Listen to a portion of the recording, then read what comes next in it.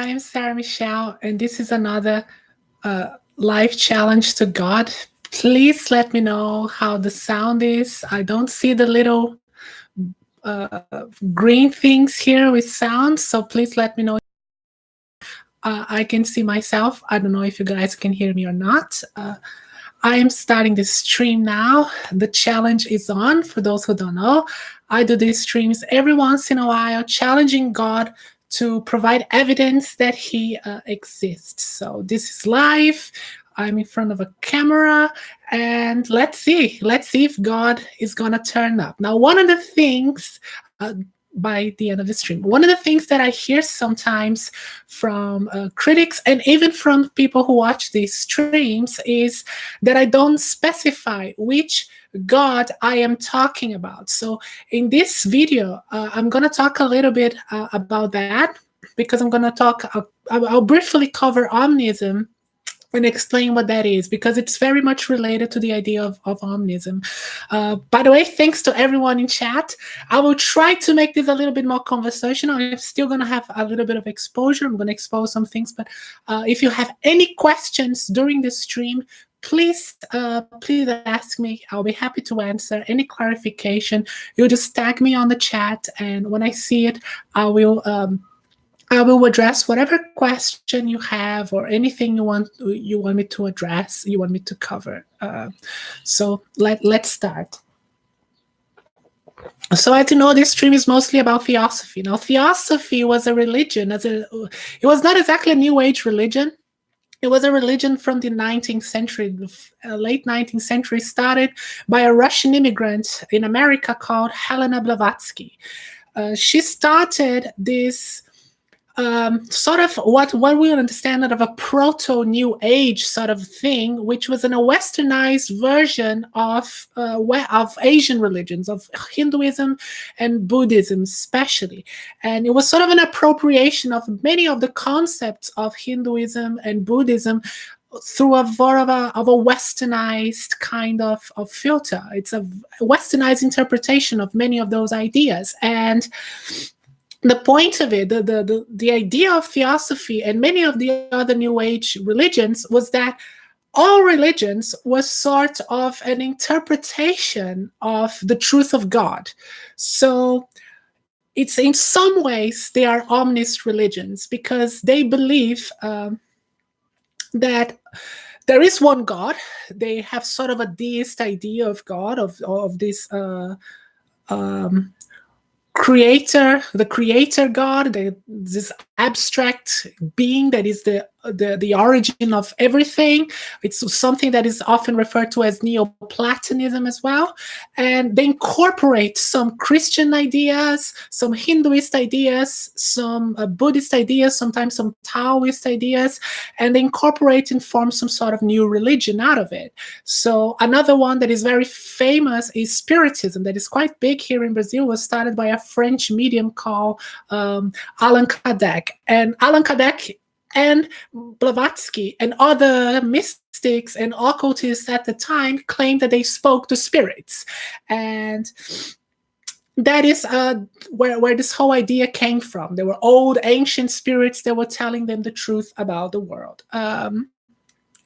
So before I get into that, another thing about Omnism is that Omnism started as this idea, as a belief in our religions. Today is a little bit different. Omnis usually is referred to as not as a belief in all religions, but as the idea that all religions are legitimate, that there is truth in all religions, even though none of them is the ultimate truth about things, which is kind of very similar to Theosophy, but somewhat different, because Theosophy became sort of a religion, especially surrounded around Helena Blavatsky, which makes it kind of a cult, but not so much a cult, because it doesn't have all those restrictions and all those rules of a cult. So this Russian started this religion. She claimed that she had two masters, two spirits that talked to her in her dreams, and they would give her all this knowledge, ancient knowledge about an ancient people in an ancient religion. There was a one religion that used to exist in the world. They were all united around this one religion, and there were, you know, different races of humans before, which is an idea that comes from Hinduism, and Buddhism, I think, also has the same idea. And our race was sort of a descendant of these ancient, more spiritual beings, more enlightened beings, etc. And we are the fallen, sort of fallen ones. And she was someone who was chosen by these masters to learn the truth about the world, the truth about reality. Now, they believed that there were this, as I said, this ancient religion that was a world religion. They worshipped one single God called the Absolute. It was very much similar to the Taoist God, that is everything and nothing at the same time, which is kind of saying that is nonsense. Oh, someone is talking about camera. Well, I apologize. It's probably my internet connection. I'm sorry. If the quality is bad, it's probably my internet connection. I hope the sound is okay. If you can't hear me, please let me know and tag me on the chat, please, if you're having any issues with audio. More importantly is if you can hear me. If you can't see me, it's not that much of a deal, but if you can't hear me, it's a problem, so let me know. Thank you. Hellbound said the sound is good. Thank you. So the thing with Theosophy, it was huge. During that time, by the end of the 19th century, beginning of the 20th century especially, it was massive. It had about 30,000. At some point, it had 40,000 members. So it's not only followers, but it had members. And it was really big. It was the most popular. There were many movements, occultist and mystic movements, and sort of proto-New Age movements, and Theosophy was by far the largest one. And Blavatsky was sort of a celebrity before her death, and the problem began when she died. After she died, there was a sort of schism. They didn't know who was going to lead because it was much centered around her and her books and the things that she supposedly heard from these masters. And after her death, it became a huge schism. And one of the leaders was later involved in pedophilia, and the whole thing eventually sort of came down. It still exists. The Theosophy Society in London still exists. I'm not sure if the Indian branch still exists. I'm not sure about that one. But I know the London Theosophy Society still exists and still has some active members. But it's not nearly as big as it used to be. And of course, there were so many other problems that eventually became associated with Theosophy, which is what I'm going to cover now. So one of the ideas of Theosophy is that there is the planets, and everything that exists in reality has both a physical and a spiritual form. And including us, including humans, of course. And we are descendants of other previous races. So we were the fifth race. Like, it's not that we are the fifth race, because each one of the 7 races has of the root races, which is 7, has other 7 sub races. So the idea is the master race of our period of time are the Aryans, and you probably heard that before. And this is where it's getting a little bit creepy. And the Aryans had other sub races. Now, the Theosophy Society was very open. It was not a racist organization at all. It was very open to all races and open to all genders, to all sexes. It was started by a woman, and the idea was the brotherhood of humanity, inclusive to everybody. And eventually, the Theosophy Society also became involved with feminism. Hellbound says, not Aryans, the Indian race. Well, that's the thing. It is borrowed from Hinduism. It is borrowed from the idea of Hinduism, the idea of having of all these different races, and the Aryan race being the master race of our time. So Anti-Ordinary said, sounds pretty bigoted.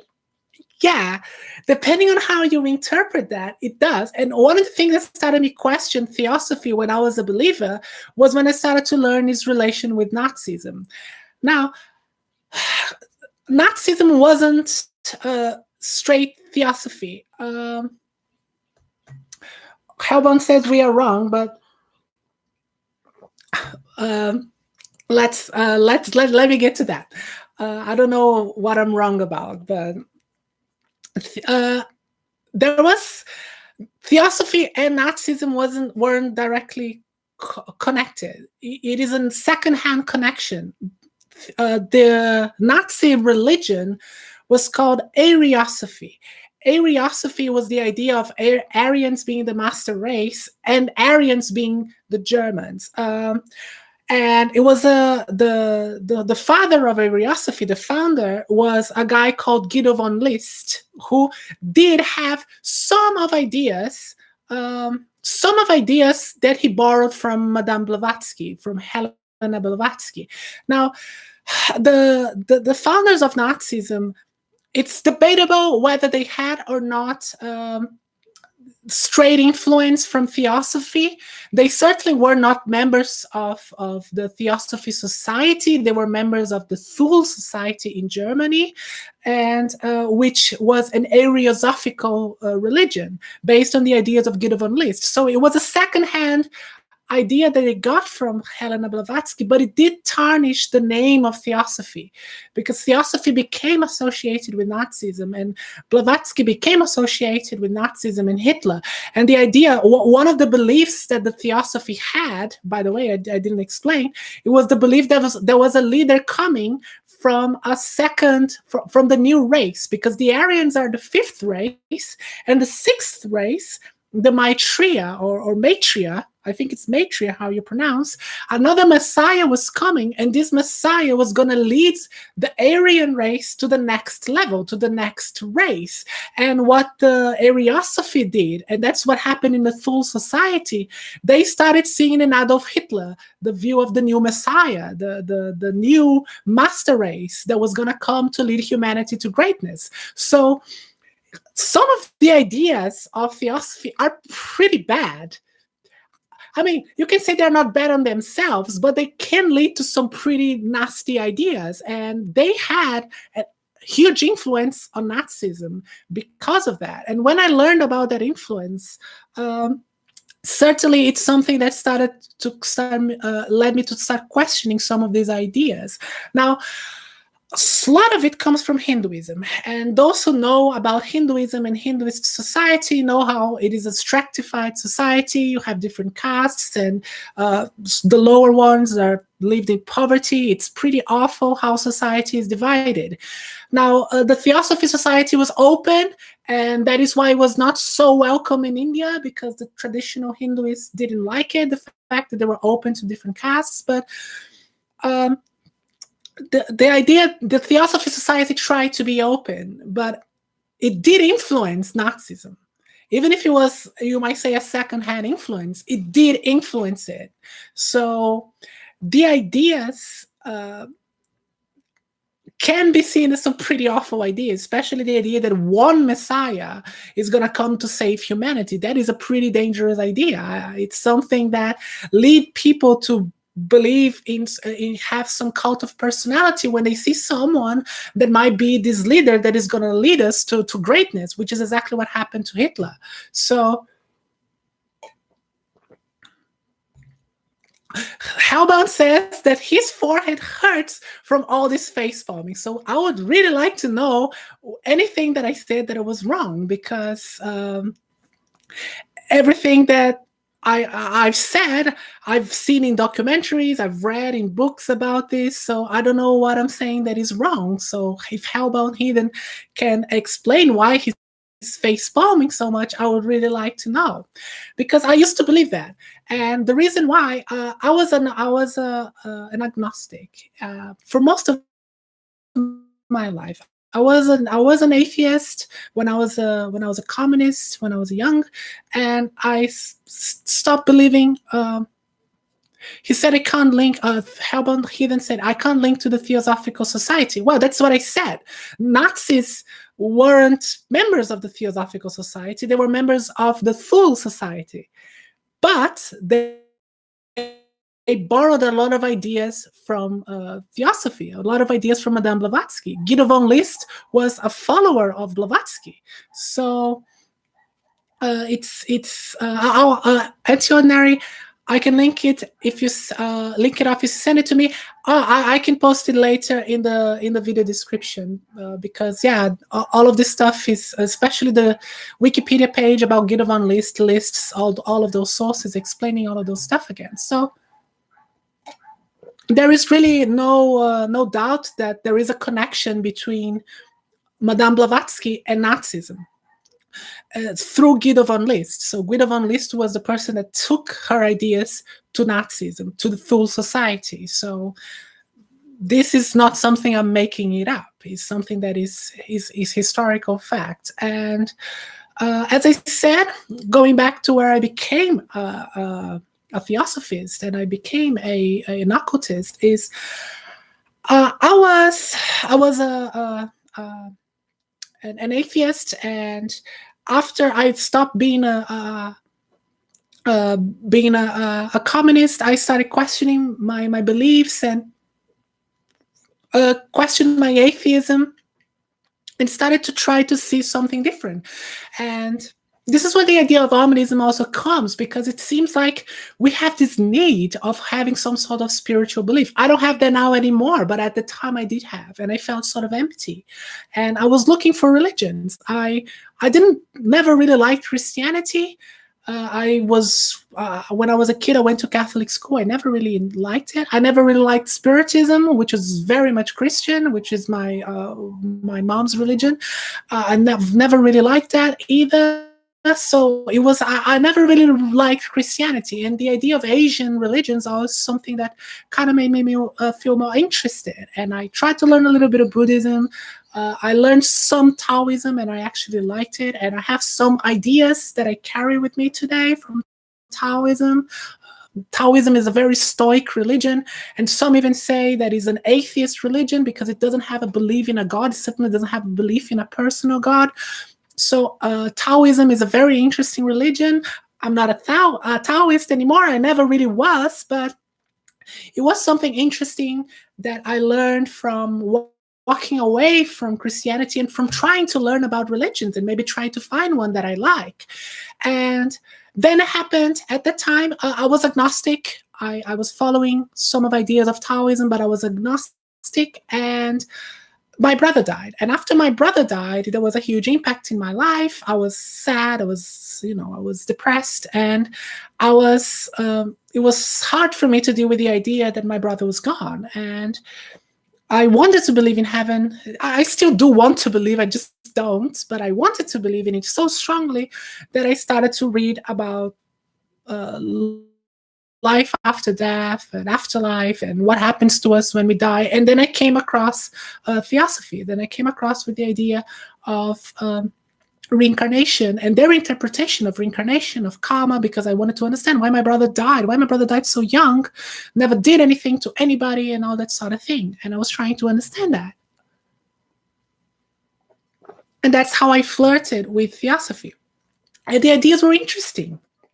There were some good ideas. Don't get me wrong. There are some good ideas. And as I said, Theosophy had this idea of having a brotherhood of humanity, and we're all going through a same direction. It tried to be universal, which is a Catholic idea, a Christian idea, this idea of universalism, and we're all a brotherhood of people, blah, blah, blah. Theosophy was very much involved with the women's rights movement in the beginning of the 20th century. So, as Nova Supreme said, Theosophy was supposed to be a tool to extract the truth from our religions and compile into one religion or something like that. Yeah, that's pretty much the idea. It was, as I said, an omnist religion. It's the idea that all religions are true, or spiritual blah blah blah, which is not something I believe in anymore. That's I started reading other stuff. I started reading more philosophy, started reading more skepticism, and I started questioning all these ideas of spirits, of supernatural, out of body experiences, and all of that. One of the things that really impressed me about Blavatsky was she could quote books that were not present, that people and she was experimented on that. She was able to quote word by word pages of books that were not available to her at the time. And the only thing that she would do is that she would quote the page numbers backwards. Now, I saw a video where Darren Brown, if you don't know Darren Brown, you should watch him. He's amazing. He's a mentalist and an illusionist, and he does the same thing. He doesn't explain how he does it, but he can do that. And he also it's the same issue. He said it's a technique of photographic memory that you can memorize a page of a book. You can memorize a whole fucking book. But by the way the technique works, what happens is the page numbers become backwards in your memory. So you can remember the words, but you cannot, you can remember passages of it, but the page numbers, you remember them backwards. So when I saw this little detail, I was like, holy fucking shit. So that's probably what Madame Blavatsky did. That's why she was quoting things backwards. The page numbers were backwards. It's a mentalist trick that she learned. Now it's an interesting trick, but it's a trick. It's a skill that she developed, and she was able to do that. So when I learned that, it was also another thing that was like, holy fuck. So something that to me was inexplicable, there is an explanation. There is a scientific explanation for that. Again, the idea of supernatural powers and all the kind of stuff that mediums and psychics claim to have, usually they are explained. And that was another thing that to me was a huge discovery that made me start questioning these things. So eventually, I started realizing that the whole thing didn't make much sense to me, and all of those spiritual claims, they're faith-based claims. There is absolutely no evidence to any of that stuff. You either believe it or you don't. It's, believing on faith. And as I started to become more and more skeptical, I stopped believing that. And eventually, I started questioning my agnosticism as well, and starting becoming more of an atheist, and understand also that belief that I had made me feel better for a while about dealing with my brother's loss, with my brother's death, but ultimately it didn't really give me comfort. It's occultism, yeah, exactly. It's so occult that you can't really find any evidence for it. And yeah, it does make me feel made me feel better for a while, but on the long run, it didn't really provide any meaningful comfort. And yeah, it's not comforting knowing that my brother is dead and he's gone. I would like to believe in heaven and that I'm going to see him sometimes. I just don't see any good reason to believe in that. So that's how I am right now. I choose to believe in things when they make sense, not just when they make me feel good. And this is where I embraced skepticism and became a skeptic over the last few years. And I sort of walked away from the religious stuff, from the spiritual stuff, because it was really, when you really think about it skeptically, it just doesn't hold scrutiny. It just doesn't make any sense. And same with the idea of an interventionist God that supposedly is omnipotent, omniscient, and omnipresent. Some say they are omnipresent, but regardless of being omnipresent, which kind of doesn't make any sense, because if God is everything, then there is no God. But that is something that I already talked in another stream.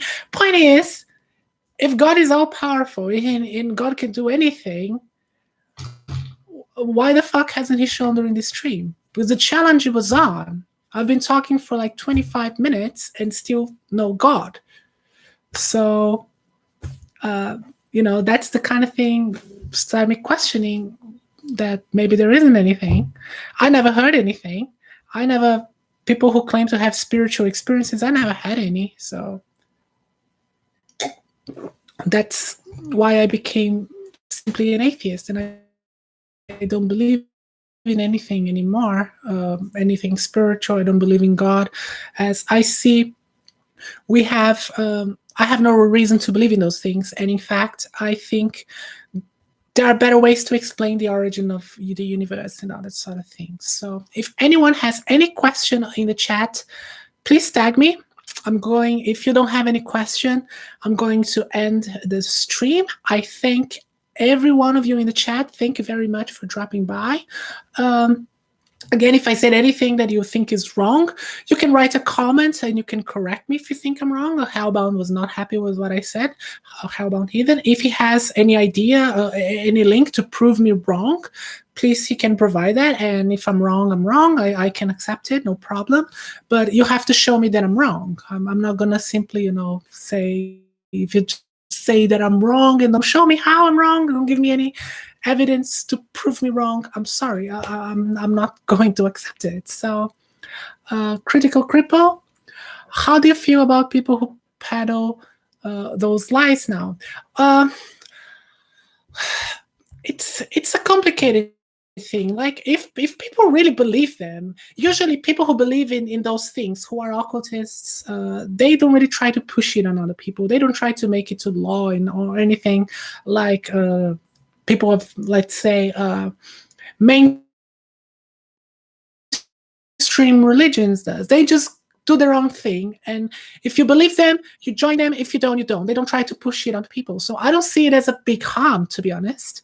I see religion as harmful when people try to push it on others that don't believe in it. So that, to me, is when religion becomes a problem. If it's just people believing whatever they want to do, if they believe it's true, it's a personal belief. I can't. If they want to believe it, they're free to believe it. If they think it's good for them, it's good for them. My therapist that I used to go, she believes she is an occultist, and we used to talk a lot about this stuff at the time. And she didn't push it on me. I brought it up on in our sessions, and she never brought it up. I was the one who brought it up, and it's not something that she was pushing on people. It's just something that she believes. And if she wants to believe in, my mother is a spiritist, if she wants to believe that, it's fine. It doesn't harm anyone. I have no objections to that. If it makes people feel better, whatever. I really don't care.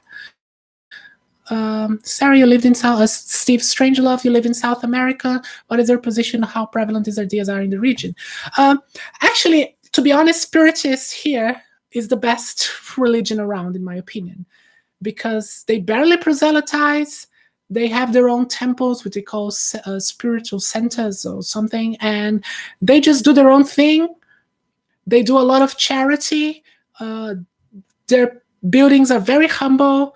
It's not like Catholicism where you go to a church and it's gold and expensive shit everywhere. They are very humble. They do charity. They don't hurt anybody. They don't try to push their religion on anyone. So if this is what religion is going to be, I'm happy with that. I have no issues with that.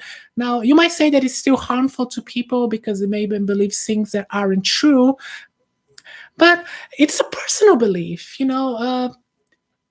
It might be harmful to you. I think to me it would be harmful, and that's how I felt. But to some people, maybe it's not, and it's not me to decide those things. If people think it makes them feel better, and to be honest, I see my mom. I think it makes her feel better. The sense of communion, the belief that people that died, especially my brother, she has the belief that her son is somewhere waiting for her. This does provide some psychological comfort to her, and if she didn't have this comfort, she probably would be very depressed. So I do understand that, and it's not something that I find so harmful. I'm not that level of anti-theist or anti-religion. I just have problems when people try to push on others. That's when I have an issue with.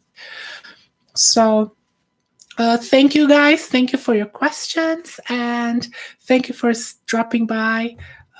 Again, ending the stream now, half an hour. God had 30 minutes to to come down and show himself to us, prove that he's real. He didn't do so. So, yeah. Another stream that I end with the conclusion that there is no God. I've been Sarah Michel. Once again, thank you very much for watching. And I will see you next time. Cheers.